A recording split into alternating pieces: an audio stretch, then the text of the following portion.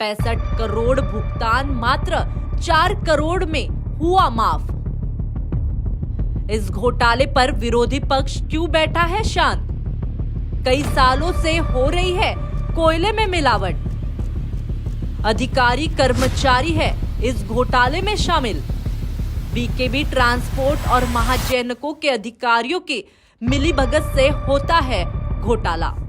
करोड़ों का thermal power of station बिजली उत्पादन करने के लिए घटिया कोयले का इस्तेमाल किया जा रहा है। जी हां, महाजैनको के नापाक मिलीभगत का एक ऐसा ही सौदा उजागर हुआ है। कोरबा के कुसुड़ा, देवरा और दीपिका खदानों से कोयला परिवहन के लिए महाजैनको ने बीकेबी ट्रांसपोर्ट का निविदा स्वीकार किया।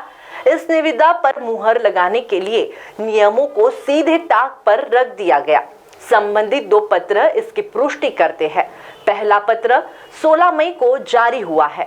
इसमें परिवहन करार के रूप में बीकेबी से महाजैनको ने 65 करोड़ 21 लाख की अनामत राशि जमा करने का उल्लेख किया है।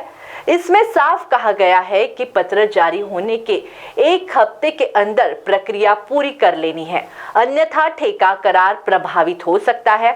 इसके बाद 27 सितंबर 2023 को दूसरा पत्र जारी किया जाता है। इसमें बीकेबी में महाजैनको ने इसी 10 लाख मैट्रिक टन कोयले के परिवहन के लिए मात्र 2 करोड़ 9 लाख 6,100 रुपए की कोल वैल्यू अनामत राशि 7 दिनों के भीतर जमा करने को कहा है।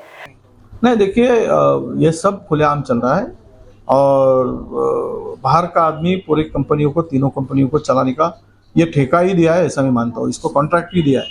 तो ये तीनों कंपनियों को चलाओ, जितना जमा कर सकते हैं करो, और जितने आज तो जो कॉन्ट्रैक्ट 10 रुपए का था वो 20 रुपए में बांटा जा रहा है, खुलेआम बांटा जा रहा है, और इसके ऊपर कोई किसी का ध्यान नहीं है। रहा सवाल कि आज तीनों कंपनियां बड़े लॉस में चल रही है।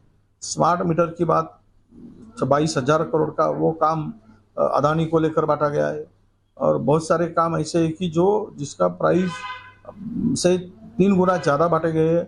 उसके भी कुछ कंप्लेंट हमारे पास आई है। अभी तो एक मामला तो हमारे पास में ऐसे आया है कि नए इंडस्ट्री को जो सब्सिडी देते हैं पावर में, उसमें भी पुराने इंडस्ट्री को नया मीटर लगाकर एक मराठवाड़ा में 700 करोड़ रुपए, वो तो 2,000 करोड़ तक जाएगा, अभी तो 700 करोड़ रुपए वो इंडस्ट्री को नई इंडस्ट्री बताकर सब्सिडी दिया गया है।